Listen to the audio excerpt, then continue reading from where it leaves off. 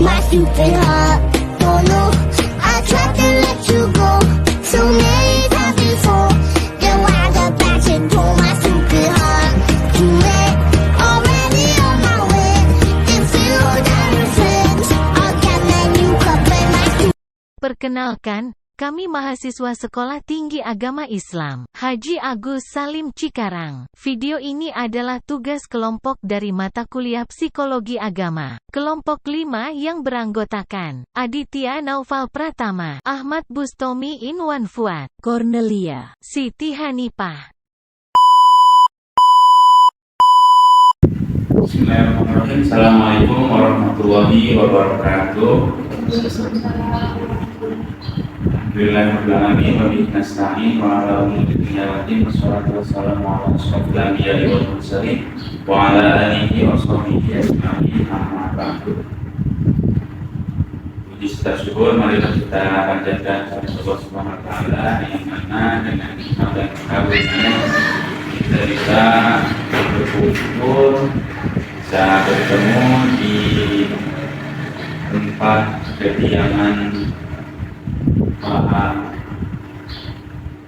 di TPI tepatnya di Kampung Melatian, Desa Sukaburi, Kecamatan Sukakani. Nah, sekarang kita sudah ada berkumpul dengan narasumber kita dalam rangka tugas mata kuliah Psikologi Agama yang diampu oleh Dr. Ibu Nur Azidah Batubara MHG. Baiklah, langsung saja Pak, kita mulai.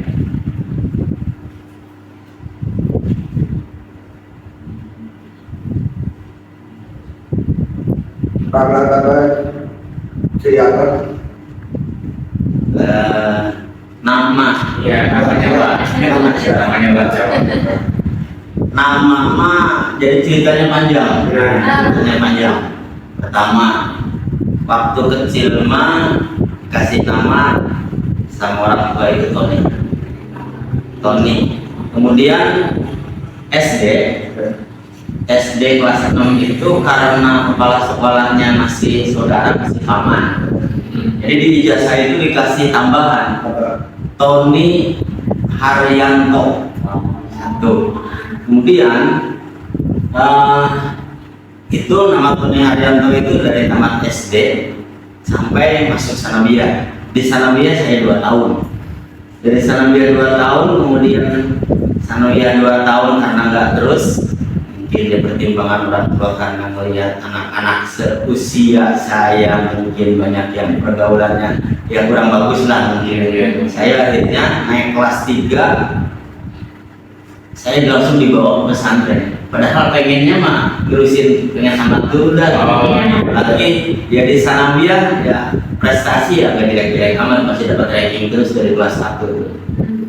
Kelas 3 juga sampai dapat hadiah. Naik kelas 3 dapat hadiah segala macam lah. Tapi orang tua mungkin keinginannya begitu, jadi pindah dari sanawiyah naik kelas 3 langsung dibawa ke pesantren di Tasik. Pesantren di Tasik daftar ketemu sama kiai, nama diganti. Namanya sudah ganti. Jadi bukan Tony Haryanto. Udah, jangan, tapi pakai bahasa Sunda ya. Jangan Tony Haryanto, ganti Tony Adi. Ganti Tony Adi. Jadi namanya ganti Tony Adi.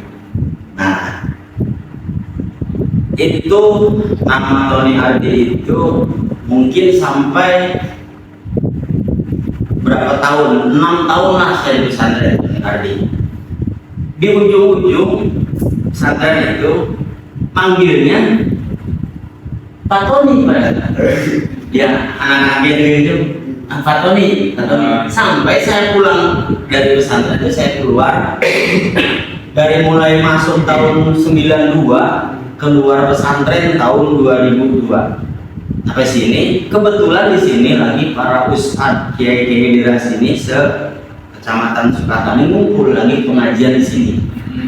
Saya waktu itu mungkin mereka pengen kayak ngetes mungkin atau gimana lah gitu. Saya disuruh baca kitab sekitar tahun 2000 lah, 2000 atau sebelum tahun 2000. Nama saya malah suruh ganti lagi aja gitu. Jadi Disuruh gantinya Ahmad Fatoni Ardi. Jadi kalau nama saya, nama yang gimana kalau di KTP Tony Ardi? Kalau orang Indonesia Ahmad Fatoni Ardi, kalau ada beliau pesantren namanya Tony Ardi. Makanya di ijazah juga beda-beda. Ijazah SD namanya Tony Haryanto, ijazah pesantren namanya Tony Ardi. iya. Keluar dari pesantren namanya Ahmad Fatoni Ardi. Terserah pakai pilih yang mana. Cerita nama gitu. Pak Tony ya. Pak Tony ya. Alamatnya di mana Pak? Alamat di Kampung Melatian, Desa Sukabumi, Sukatani, Bekasi. Bapak di orang jadi karena atau langsung Saya asli 100% orang sini. Asli lahir dari sini, ya dapat istrinya orang asing. Teman pesantren Di bawah di sini ya, dari Muhammad Kiai di bawah sini.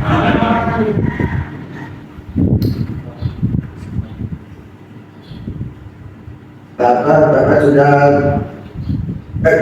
berkeluarga atau belum? Ya tadi kan sudah saya cerita, saya keluar dari pesantren, suruh menikah, orang Tasik suruh dibawa ke sini. Kesibukan Bapak Anak-anak ada dari TPQ, sela-sela kesibukan ngajar di TPQ, karena pagi nggak ada kegiatan ajar, paling ada juga 2 atau 3 hari lah, hari Kamis sama hari Minggu. Di luar itu saya bertani sawah, jadi petani. Sesuai Pak Tony jadi pasangan. Jadi kan Bapak bertani. Kalau boleh tahu itu sejak kapan Bapak mulai bertani? Bertani itu sebetulnya dari semenjak masih pesantren juga sudah, memang sepertinya seperti diarahkan nanti supaya jadi petani. Apa buktinya? Buktinya ketika ada kesibukan pekerjaan di sawah, saya selalu diajak sama orang tua, nih cara ini gini. Jadi sepertinya memang diarahkan nanti sampingan ininya harus bertani mungkin gitu. Jadi semenjak keluar pesantren ya udah langsung jadi petani. Terus ya. Ya. Terus petani. Ini tantangan selama jadi petani itu apa aja Pak? Di petani itu apa jual panen atau gimana? Kalau tantangan jadi petani itu sebetulnya kalau taninya kan, kalau di sini kan mayoritas petani sawah padi, tanam padi. Sebetulnya kalau tantangan yang paling terutama di sini itu di masalah di air. Seperti musim kemarin aja kan hampir 75%-nya nggak sawah karena airnya.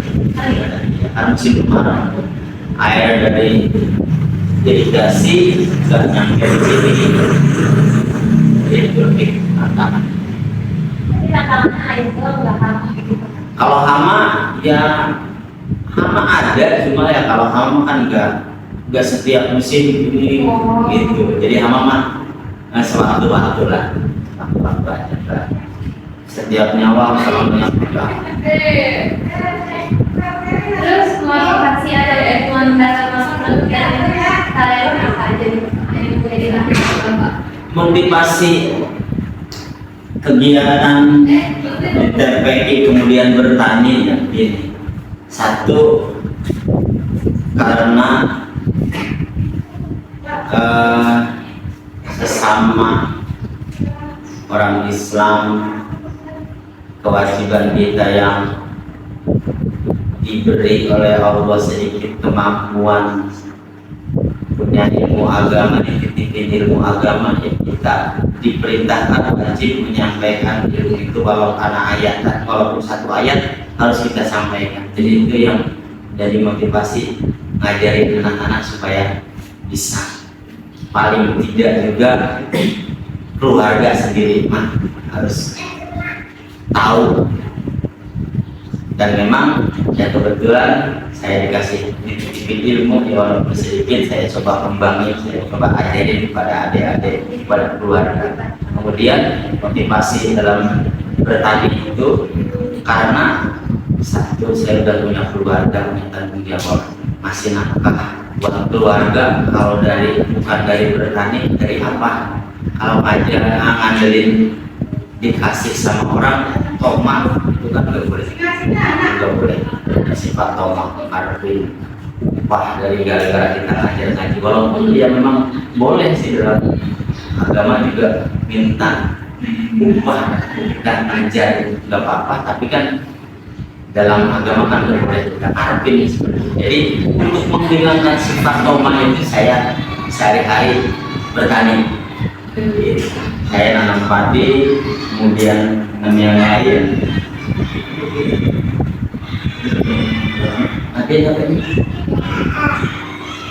Jadi saya bertani. Tadi Bapak kan profesi mengajar anak-anak ya Pak? Ya.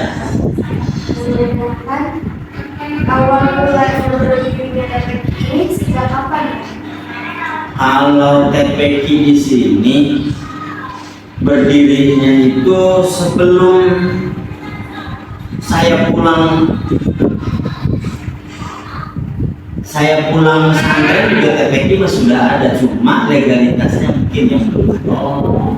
Legalitas TPQ yang belum ada. Semenjak saya keluar tahun 2002 saya pulang dari pesantren. Kemudian saya disuruh pegang TPQ. Nah, mulai dari situ legalitas TPQ, mulai saya urus majelis taklim, masjid dan lain sebagainya. Jadi dapat izin legalitas TPQ, majelis taklim dan lain-lainnya itu 2005 dapat izin TPQ, pendirian TPQ. Padahal TPQ-nya sudah berjalan lama. Di 2000 juga sudah mulai. Sudah mulai. Dari sebelum tahun 2000 juga udah ada TPQ. Di sini juga.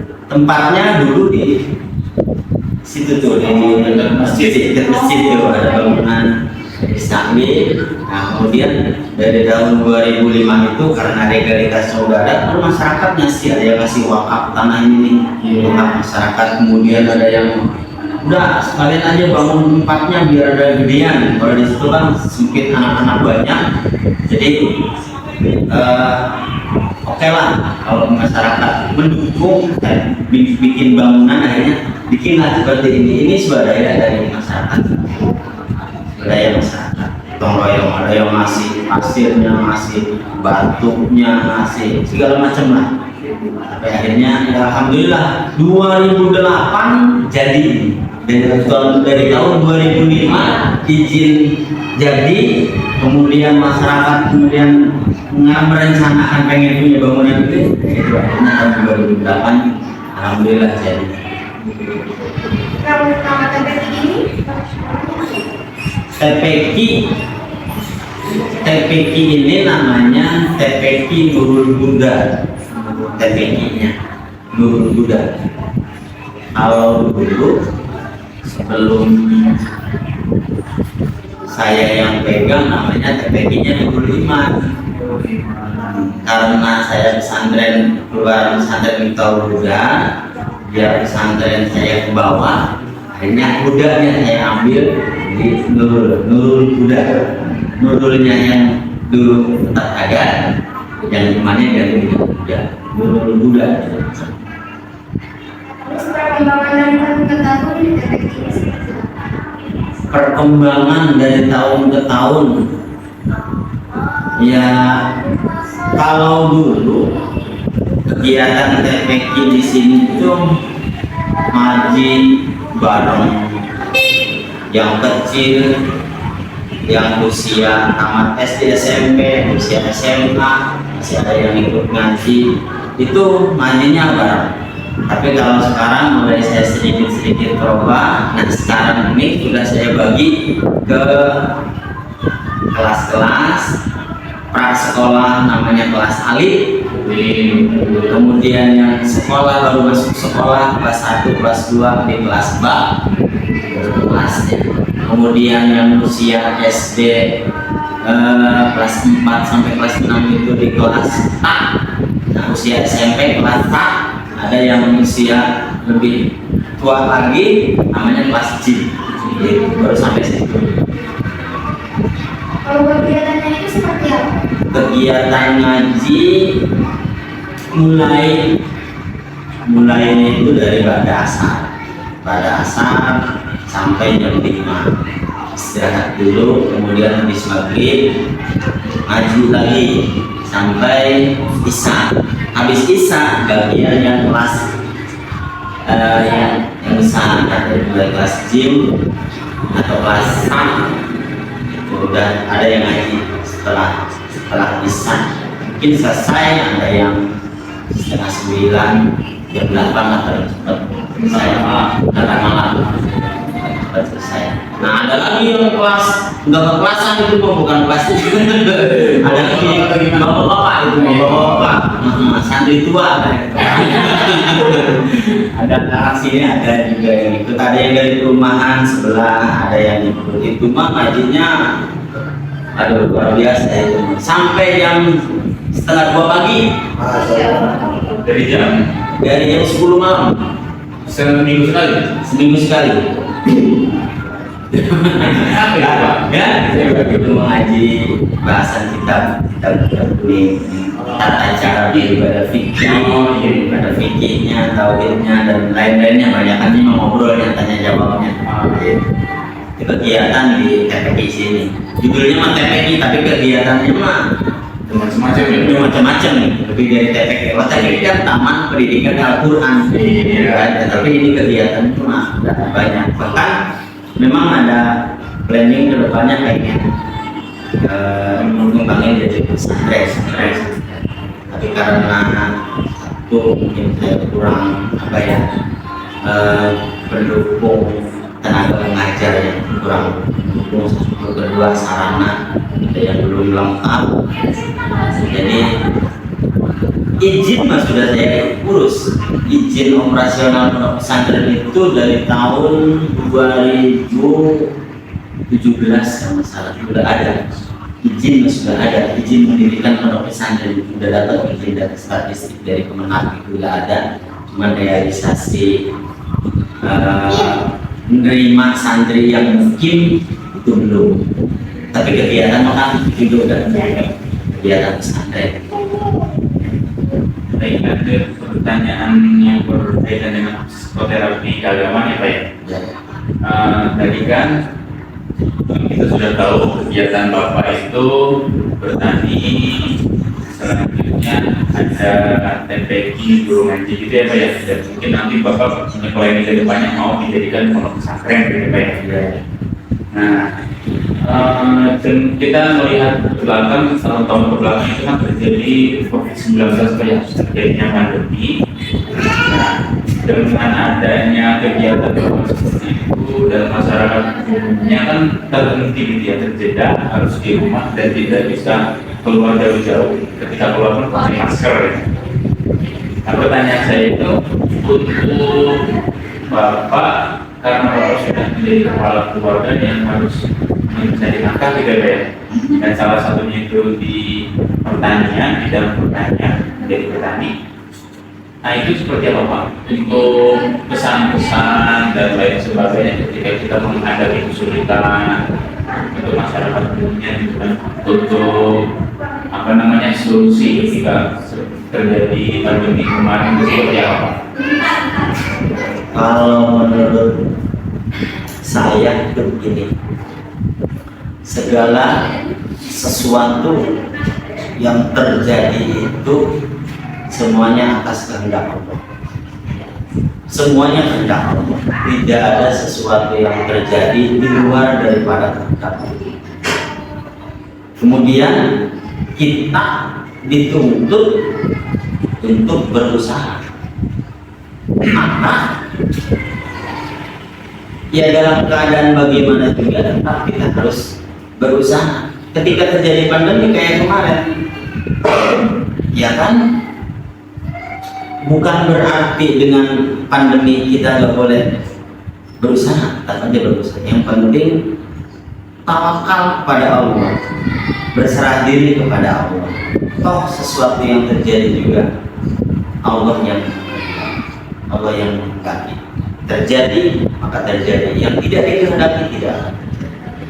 Terus berusaha, tawakal bukan berarti menghilangkan usaha. Tetap usaha wajib dilaksanakan. Masalah hasil kita tawakal, pasrahin aja semua.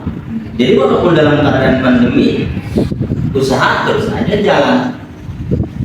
Nah, masalah kata peraturan pemerintahan harus pakai masker, harus inilah, harus itulah, harus suntik ini, dan segala macam kan. Ya kita harus ikuti, jangan tawakal itu bukan berarti menghilangkan usaha. Kalau kata pemerintah harus divaksin, biar kita kuat, biar kita kebal kena itu ya, harus kita pakai masker, ya harus kita ikuti. Itu untuk ketawakalan. Setelah kita semuanya aturan-aturan pemerintah kita jalankan, usaha kita jalankan, masalah hasil mah kita pasrahin sama Allah, tapi tetap harus berusaha. Tetap harus tawakal ya, bukan tawakal dan tetap berusaha dan tawakal, dan berusaha dulu. hasil kita pasahkan. Selanjutnya yang terakhir Bapak, pesan untuk kita semua sebagai mahasiswa dalam menghadapi tantangan yang sekarang dengan status mental gitu ya. Kita lihat di berita-berita acara itu, TV atau di berita online itu banyak sekali terjadinya seperti mahasiswa yang putus asa dalam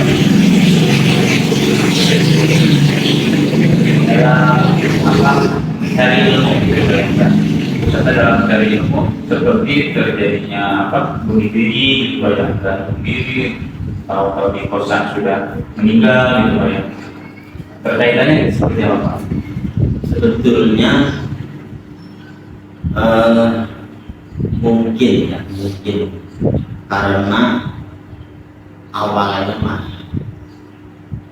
iman itu kurang iman, itu akhirnya timbul asa dan melakukan hal tersebut.